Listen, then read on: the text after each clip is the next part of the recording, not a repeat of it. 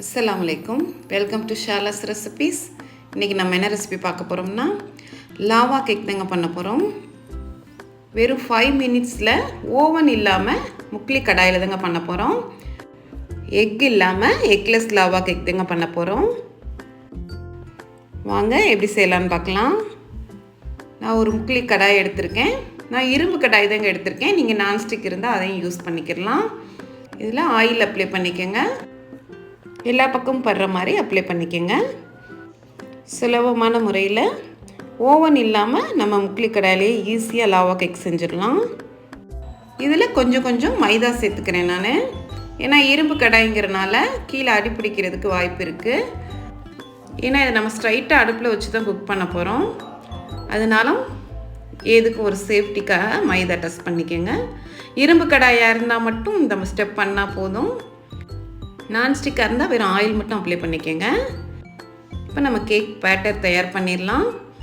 ஒரு கப்பில் 1/4 கப் தயிர், 1/2 cup brown sugar, 2 tablespoon oil, refined oil சேர்த்துக்குங்க. நீங்கள் ஒயிட் சுகர் வேணால் சேர்த்துக்கலாம்.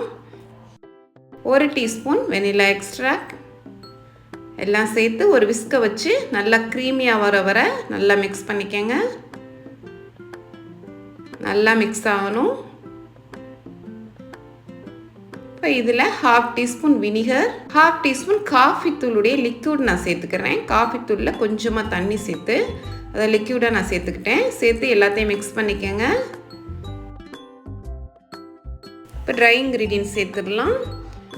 1/2 கப் மைதா, 2 table spoon cocoa powder, 1/2 teaspoon baking powder, ஒரு பிஞ்ச் சால்ட் எல்லாத்தையும் சேர்த்து ஒரு விஸ்கை வச்சு மெல்லமாக மிக்ஸ் பண்ணிக்கோங்க. இதில் 1/4 கப் நார்மல் தண்ணி சேர்த்தா போதும். சேர்த்து மெல்லமாக மிக்ஸ் பண்ணிக்கோங்க.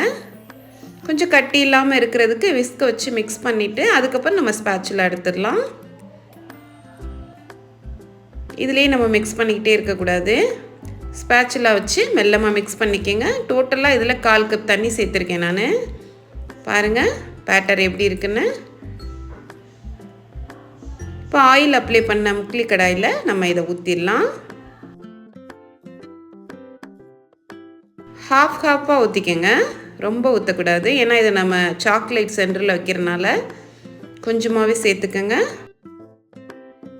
நான் டார்க் சாக்லேட் எடுத்திருக்கேன், சின்ன சின்ன க்யூப்ஸாக. நீங்கள் டைரி மில்க் அந்த மாதிரி என்ன சாக்லேட் வேணால் எடுத்துக்கலாம். சென்டரில் எல்லாத்துலேயும் வச்சாச்சு. இப்போ எக்ஸஸாக இருக்கிற மாவை நம்ம மேலே வச்சிடலாம். இந்த சாக்லேட் வெளியில் தெரியக்கூடாது. கவர் பண்ணிடுங்க. ரொம்ப ஈஸிங்க, டக்குன்னு குயிக்காக பண்ணிடலாம் இந்த ரெசிபி. குழந்தைங்களும் விரும்பி சாப்பிடுவாங்க.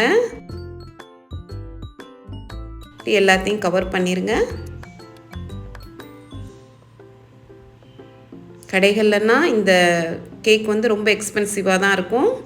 வீட்லேயே சுலபமான முறையில் நம்ம செஞ்சு கொடுத்துடலாம். இது 3 டைம் இந்த மாதிரி தட்டிக்கங்க. இப்போ ஒரு மூடி போட்டு மூடி வச்சிடலாம். அடுப்பை லோ ஃப்ளேம்லேயே வச்சுக்கோங்க. லோ ஃப்ளேம்லேயே வெறும் 5 மினிட்ஸ் தான். இது இரும்பு கடாய்ங்கிறனால வெறும் 5 மினிட்ஸ் நமக்கு தயாராகிடுச்சு. இப்போ இதை எடுத்து கம்ப்ளீட்டாக ஆற விட்டுருங்க. ஆறுனா தான் நமக்கு கடாயிலேருந்து எடுக்க வரும். ஆறுனதுக்கப்புறம் ஒரு ஸ்பூனோ கத்தியோ வச்சு அழகாக பாருங்கள், சூப்பராக வந்துருச்சு. மைதா டஸ்ட் பண்ணனால இந்த மாதிரி ஒயிட்டாக இருக்குது. அப்படி டேஸ்ட் நல்லாயிருக்கும். இப்போ பிச்சு காமிக்கிறேன் பாருங்கள். உள்ளே சாக்லேட் எவ்வளோ அழகாக மெல்ட் ஆகிருக்குன்னு. நல்லா சாக்லேட்டியாக ஜூஸியாக இருக்கும் சாப்பிட்றதுக்கு. கண்டிப்பாக ட்ரை பண்ணி பாருங்கள்.